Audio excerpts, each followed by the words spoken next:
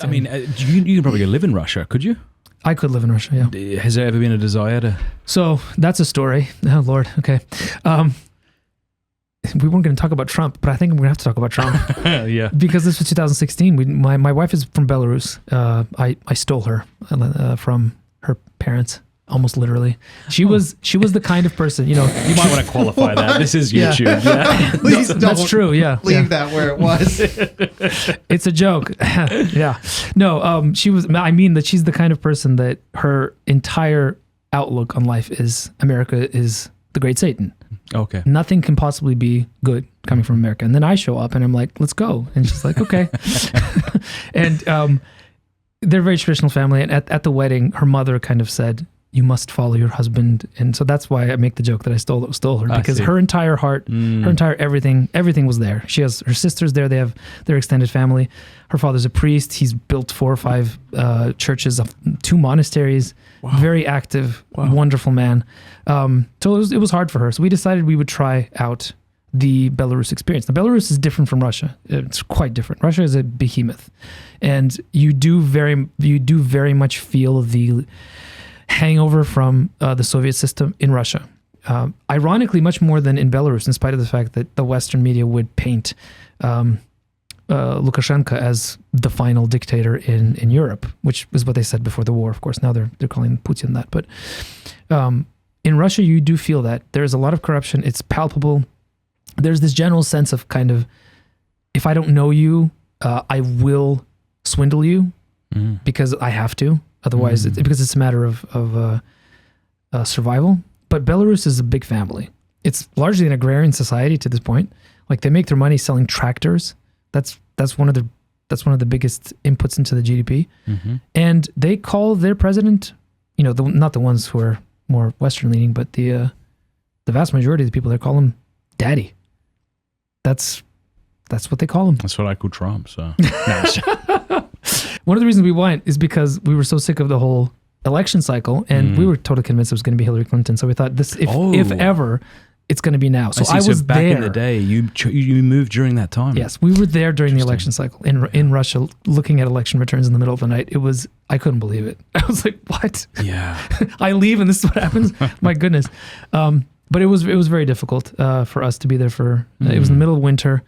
It's a different rhythm, different kind of life. We were very early in our marriage. We had 2 toddlers. They were getting sick a lot. So it was hard, but we've been subsequently back quite frequently until COVID.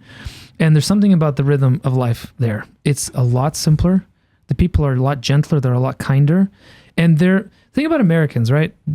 They're very open people, right? Especially in rural America, people are very helpful. They're very kind.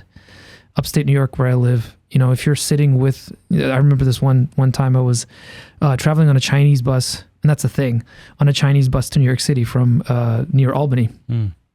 And I was sitting in the lobby of a Walmart in the middle of the night, because that's when the Chinese bus goes. It's a thing. And every person who walked by stopped and asked me if I was okay. I was like, no, I'm waiting for the Chinese bus. And they're like, oh, okay. And like, I promise it's a thing. No, they know. The locals know about the Chinese bus. It's fine. Okay. Yeah. So no, that was my experience too. By the way, everyone should know I'm finally a U.S. citizen starting today. The day that we started jailing our political opponents is the day I joined. Someone said, what's it like? And I said, it's like a homeless man being given a dilapidated house. Oh, dear. I'm humbled, but wow. I don't know if this thing's going to last much longer, but I'm really honored to be here. We don't want to simplify too much, but Russians generally have this understanding of Americans being kind of entirely on the surface, and that their openness is genuine, but the fear that Russians have is that there isn't much behind that facade. The facade is open, it's wonderful, they'll let you into their house, they'll sit you down, but they won't have a very substantive conversation. This is in Russia, you said? That's how Russians view Americans. Oh, okay. And the reason they do is because the way that Belarusians and Russians are is that they're the exact inverse of that. They put up a stone face to you. They don't trust you. They don't want to have anything to do with you. And if they are friendly immediately, you should run, because they know you're American and they're going to go for your money. Good to know. Yes.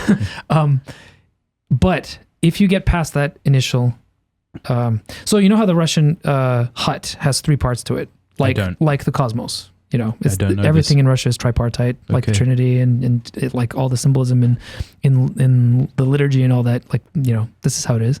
Explain that. The three parts of a hut. Yeah. The 3 parts of the church building are also. Oh, sure. Right. So the nave, you call different things. The main part of the church and then the sanctuary, right?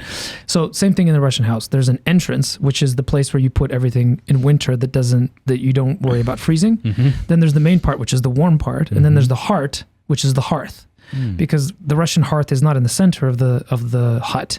It's at the edge of it, where there's a big, and this is where we're getting folksy a little bit. This is a bit of a folksy generalization because you don't really see houses like this anymore.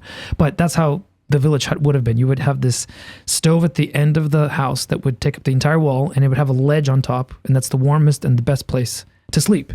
So you want to be there. That's the place given to Baba Yaga, to the idiot, to the heroes of the story, always, because it's the heart of the matter, right? So just like the Russian house, the Russian person also has 3 levels of acquaintance. Belarusians do. So the initial one is very cold. It's winter outside all the time, right? So you're walking to the entryway, they're cold. You're not going to feel a lot of the warmth. But if you can make it into the next level, you're going to get a lot more of the homey, open, warm experience. And if you're really lucky, they're going to feed you. And because the food comes from the stove, right? From the wood burning stove. So if you get there, you will find no warmer, no more heartfelt people than the Belarusians and the Russians and the Ukrainians too, perhaps even more so, actually. So that's the experience that I love when I go there, is that the complexity of being an American with all the different things that means kind of goes away, and you can just be. People are very simple.